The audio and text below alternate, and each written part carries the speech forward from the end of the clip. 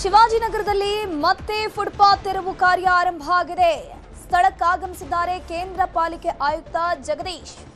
ಇಲ್ಲಿ ಆಯುಕ್ತರ ಮುಂದಾಳತ್ವದಲ್ಲಿ ತೆರವು ಕಾರ್ಯಾಚರಣೆ ಆಗುತ್ತೆ.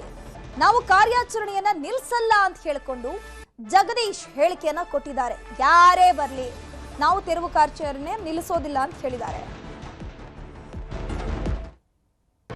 ಇವತ್ತು ಸಹ ಪೊಲೀಸ್ ಕೊಟ್ಟಿದ್ದಾರೆ. ನಾರ್ಮಲ್ ಆಗಿ ಹೆಚ್ಚು ಜನ ಪ್ರತಿ ದಿವಸ ನೋಡಿದ್ದೀವಿ ನಾವು, 12-13 ದಿವಸದಿಂದ ಮಾಡ್ತಾ ಇದ್ದೀವಿ. ಇಷ್ಟೇ ಪೊಲೀಸ್ ಅನ್ನು ಕೊಡ್ತಾ ಇದ್ದಿದ್ದು. ಯಾರಾದ್ರೂ ಬಂದ್ರೆ ಮನವಿ ಕೊಟ್ಟು ಮಾತಾಡಿ ಸೀನಿಯರ್ ಆಫೀಸರ್ಸ್ ಹತ್ರ ಮಾತಾಡ್ತಾ ಇದ್ರು. ಇವ್ರು ಮಾತ್ರ ಕಿಡಿಗೇಡಿಗಳು ಹಲ್ಲೆ ಮಾಡೋ ಮಟ್ಟಕ್ಕೆ ಹೋಗಿದ್ದಾರೆ, ಹಲ್ಲೆ ಮಾಡಿದ್ದಾರೆ. ಖಂಡಿತ ಅಂತವ್ರನ್ನ ಈಗ 10 ಜನರನ್ನ ಅರೆಸ್ಟ್ ಮಾಡಿದ್ದಾರೆ. ಇನ್ನೊಬ್ರು ಮುಖ್ಯ ಅಕ್ಯೂಸ್ಡ್ ಯಾರಿದ್ದಾರೆ ಅವ್ರು ಸಿಗ್ಬೇಕಿದೆ, ಅವ್ರನ್ನ ಸದ್ಯ ಅರೆಸ್ಟ್ ಮಾಡ್ತೀವಿ ಅಂತ ತಿಳಿಸಿದೆ. ಆದ್ರೆ ಏನಾಗಿದೆ, ಕಿಡಿಗೇಡಿಗಳು ಇವರು ಬೇರೆ ಕಡೆಯಿಂದ ಎಲ್ಲಿನೋ ಬಂದು ತಕ್ಷಣ ಅಟ್ಯಾಕ್ ಮಾಡಿದ್ದಾರೆ. ಹಾಗಾಗಿ ಇದು ಅವರಿಗೆ ಸರ್ಪ್ರೈಸ್ ಆಗಿದೆ. ಆದ್ರಿಂದ ಇದು ಘಟನೆ ಆಗಿದೆ. ಖಂಡಿತ ಮುಂದಿನ ದಿನಗಳಲ್ಲಿ ಈ ರೀತಿ ಘಟನೆಗಳಾಗೋದಕ್ಕೆ ಅವಕಾಶವನ್ನು ಕೊಡೋದಿಲ್ಲ. ಯಾರೇ ಸರ್ಕಾರಿ ಅಧಿಕಾರಿಗಳ ಮೇಲೆ ಕೈ ಮಾಡಿದ್ರೆ ಅಂತವ್ರ ಮೇಲೆ ಕಾನೂನು ಪ್ರಕಾರ ಕಠಿಣ ಕ್ರಮ ಜರುಗಿಸ್ತಾರೆ. 6 ಜನ ಅಧಿಕಾರಿಗಳ ಮೇಲೆ, ಒಂದು JCB ಡ್ರೈವರು, ಆಮೇಲೆ ಒಂದು ಟ್ರ್ಯಾಕ್ಟರ್ ಡ್ರೈವರು, ಮತ್ತೆ 4 ಜನ ಅಧಿಕಾರಿಗಳ ಮೇಲೆ ಹಲ್ಲೆ ಆಗಿದೆ. ಹಾಸ್ಪಿಟ್ಲಿಗೆ ಹೋಗಿ ನಾನು ಅವ್ರ ತೋರಿಸ್ತೀನಿ. ಮಹಿಳಾ ಅಧಿಕಾರಿ ಮೇಲೆ ಪೆಪ್ಪರ್ ಸ್ಪ್ರೇ ಹಾಕಿದ್ದಾರೆ. ನೀವು ನೋಡ್ತಾ ಇದ್ದೀರಿ, ಇಲ್ಲಿ ಕಂಟಿನ್ಯೂ ಆಗಿ ಮಾಡ್ತಾ ಇದ್ವಿ. ಈಗ ಯಾವುದೇ ಕಾರಣಕ್ಕೂ ಫುಟ್ಪಾತ್ ತೆರವು ಕಾರ್ಯಾಚರಣೆ ನಿಲ್ಲೋದಿಲ್ಲ. ಇಂತಹ ಘಟನೆಗಳಿಂದಾಗಿ ನಾವು ಹಿಂದೋಗೋ ಪ್ರಶ್ನೆನೇ ಇಲ್ಲ. ಇದ್ರ ಬಗ್ಗೆ ಹೆಚ್ಚಿನ ಮಾಹಿತಿ ನೀಡ್ತಾ ಹೋಗ್ತಾರೆ ನಮ್ಮ ಪ್ರತಿನಿಧಿ ಕಾರ್ತಿಕ್. ನೇರ ಸಂಪರ್ಕದಲ್ಲಿ ಜಾಯಿನ್ ಆಗ್ತಾರೆ. ಕಾರ್ತಿಕ್, ಒಂದ್ ಕಡೆ ಕಾರ್ಯಾರಂಭ ಮತ್ತೆ ಆರಂಭ ಆಗಿದೆ, ಇನ್ನೊಂದ್ ಕಡೆ ಈಗ ಹಲ್ಲೆ ಮಾಡೋಕೆ ಬಂದಿದ್ರಲ್ಲ ಅವರೆಲ್ಲರೂ ಕೂಡ ಪ್ರೀ ಪ್ಲಾನ್ಡ್ ಆಗಿ ಬಂದು ಹಲ್ಲೆ ಮಾಡಿಸಿದಂಗೆ ಇದೆ. ಸದ್ಯಕ್ಕೆ ಆ ಬಸವರಾಜ್ನ ಅರೆಸ್ಟ್ ಆಗತ್ತಾ, ಹೇಗೆ, ಆತ ಎಲ್ಲಿದ್ದಾನೆ, ಮಾಹಿತಿ ಸಿಗ್ತಾ ಇದೆಯಾ?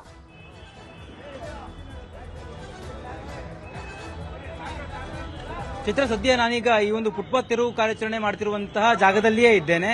ಈ ಒಂದು ಜಾಗದ ನಾನು ನಿಮಗೆ ದೃಶ್ಯಗಳಲ್ಲಿ ಕೂಡ ತೋರಿಸ್ತಾ ಹೋಗ್ತೀನಿ ಯಾವ ರೀತಿಯಾಗಿ ಈ ಒಂದು ಫುಟ್ಪಾತ್ ತೆರವು ಕಾರ್ಯಾಚರಣೆ ನಡೀತಾ ಇದೆ ಅನ್ನುವಂಥದ್ದು. ಈಗಾಗಲೇ JCBಯನ್ನ ಬಳಸಿ ಇಲ್ಲಿರ್ತಕ್ಕಂಥ ಎಲ್ಲಾ ಅಂಗಡಿಗಳನ್ನ ತೆರವು ಮಾಡುವಂತ ಕೆಲಸವನ್ನ ಮಾಡಲಾಗಿದೆ. ಆ ಒಂದು ಅಂಗಡಿಯನ್ನ ತೆರವು ಮಾಡಿದಂತ ಸಂದರ್ಭದಲ್ಲಿ ಇದ್ದಂತ ವಸ್ತುಗಳೇನಿದೆ ಅದೆಲ್ಲವನ್ನು ಕೂಡ ಈಗ ತೆರವು ಮಾಡೋದಕ್ಕೆ ಈಗಾಗಲೇ ಇಲ್ಲಿ ಇರ್ತಕ್ಕಂಥ ಸಿಬ್ಬಂದಿಗಳು ಕಾರ್ಯವನ್ನು ಕೂಡ ಆರಂಭ ಮಾಡಿದ್ದಾರೆ.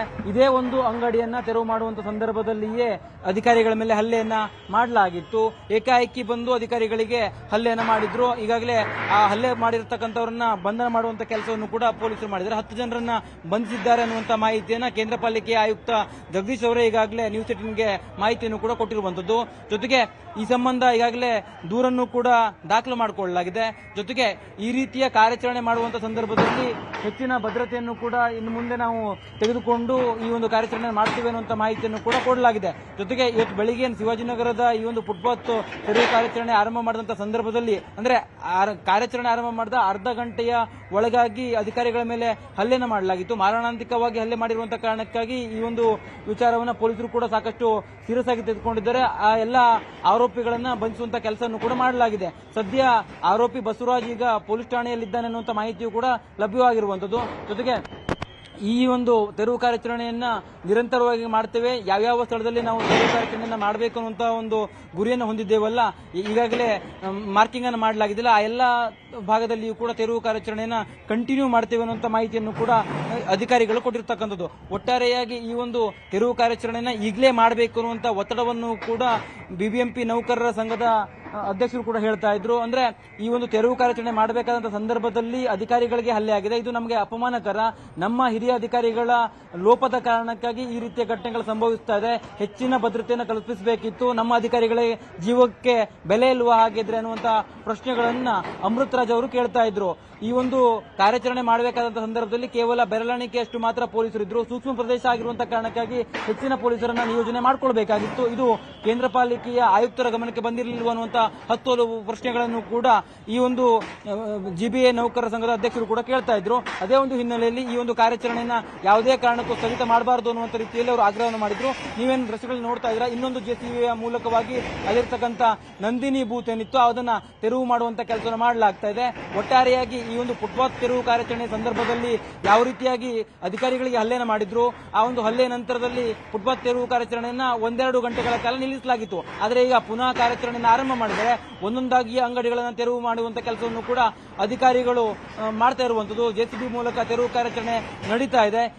ಈ ಒಂದು ರಸ್ತೆ ಇರಬಹುದು, ಹಾಗೆ ಮುಂದಿನ ರಸ್ತೆಯಲ್ಲಿಯೂ ಕೂಡ ತೆರವು ಕಾರ್ಯಾಚರಣೆಯನ್ನ ಇವತ್ತೇ ಮಾಡ್ತೇವೆ ಅನ್ನುವಂತ ಮಾಹಿತಿಯನ್ನು ಕೂಡ ಈಗಾಗಲೇ ಅಧಿಕಾರಿಗಳು ಕೊಟ್ಟಿರುವಂತದ್ದು. ಧನುಶ್ರೀ ಪೂಜಾರಿ. ಕಾರ್ತಿಕ್, ಒಂದ್ ಕಡೆ ಹಲ್ಲೆ ಆಗುವಂತ ಸಂದರ್ಭದಲ್ಲಿ ಅಲ್ಲಿ ಸ್ಟೇಟ್ಮೆಂಟ್ಗಳು ಸಾಕಷ್ಟು ಜನರು ಕೊಡ್ತಾ ಇದ್ರು. ಏನಪ್ಪಾ ಅಂತಂದ್ರೆ ಪೊಲೀಸರು ಹಲ್ಲೆ ನಡೆಸ್ತಾ ಇದ್ದಂತ ಸಂದರ್ಭದಲ್ಲೂ ಕೂಡ ರಕ್ಷಣೆಗೆ ಬಂದಿಲ್ಲ ಅಂತ. ಅದ್ರ ಬಗ್ಗೆ ಫಾಲೋ ಅಪ್ ಮಾಡ್ತಾ ಹೋಗೋಣ.